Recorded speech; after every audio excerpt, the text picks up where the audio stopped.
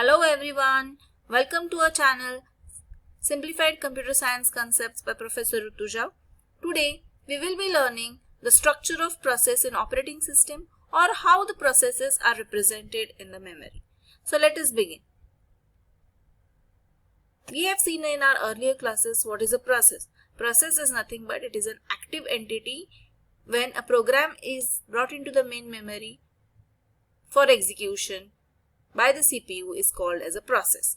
Now this is the way how the process is represented in a memory. If you see, there are various sections that are there whenever a process is represented in a memory. So let us understand one by one section in detail. So this is our first one is a text section. Text section will hold the program code.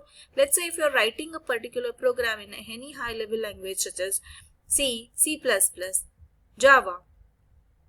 Accordingly, you will get your extensions. The program will get the extensions as .c, .cpp. Obviously, that particular program will be again given to the compiler for compilation, and ultimately .exe file will be generated. This .exe file is stored in the text part of the memory. Then comes data section. Data section holds the static and global variables in the program. Then comes heap section. Heap section is used for dynamic memory allocation. It uses the system calls such as new, delete, malloc and free. Then comes last the stack section, which will hold the local variables, all the parameters, return addresses, temporary variables. Now you will find one more section over here which does not have any name, and there are arrows which is going downwards and upwards. What is that? I will be telling in the upcoming slides.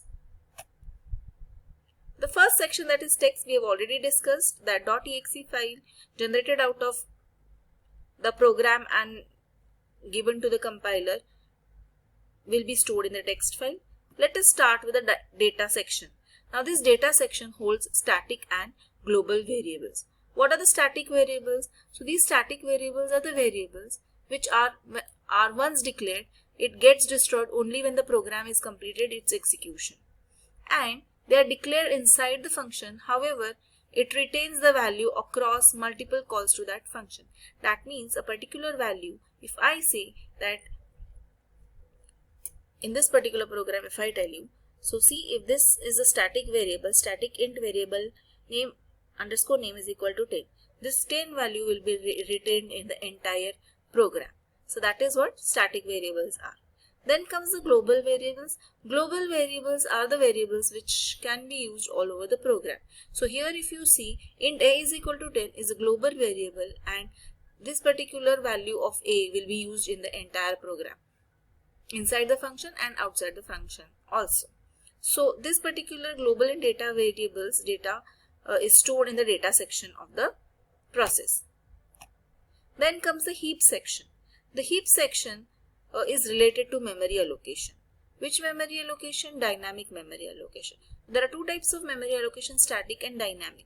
But this heap section is dealing with dynamic memory allocation. Now, in dynamic memory allocation, what happens? Whatever is the free space available in the memory is compiled together for dynamic memory allocation. So now just observe this particular code. In this code, int a and int b are declared. So memory is allocated to these variables as soon as we declare it. As soon as we declare, the space is allocated to them of the memory. However, sometimes there is a requirement of memory when program is executing, and in such cases memory allocation cannot be done statically. Which means that there are certain times wherever variables are required to be declared at the runtime.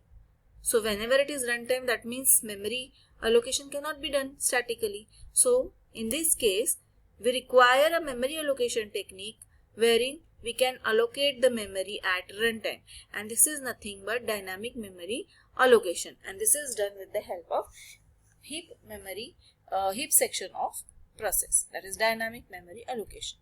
Then comes the last section, that is a stack section.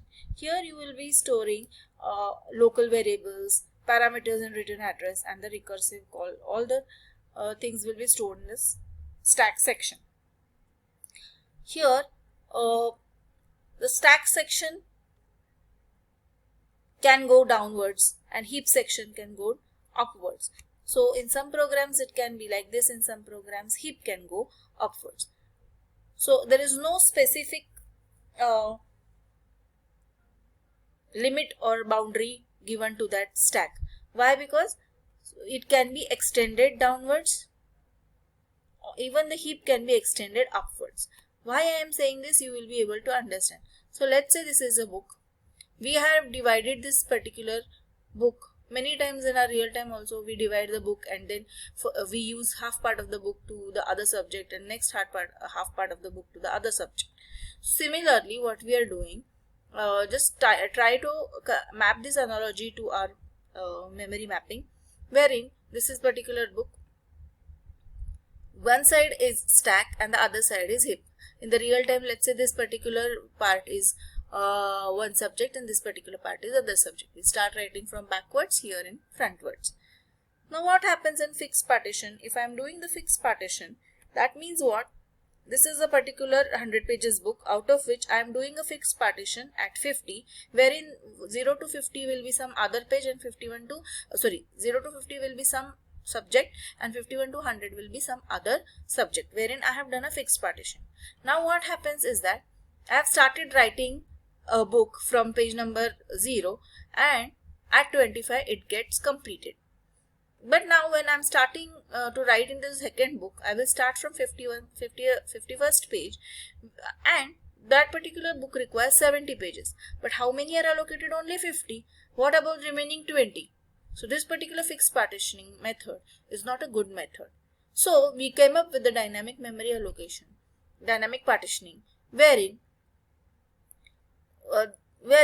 we will start allocating for one subject, or we will start writing from this subject without any fixed partitioning. Let's say the first partition takes 25 pages, it is completed, and for the second partition or the second subject we start writing from backward. This particular pages is taking 70 pages. So without any this particular fixed partitioning, still we were able to accommodate all the 70 pages. So that is how this dynamic partitioning does not create a problem, and it is a successful method.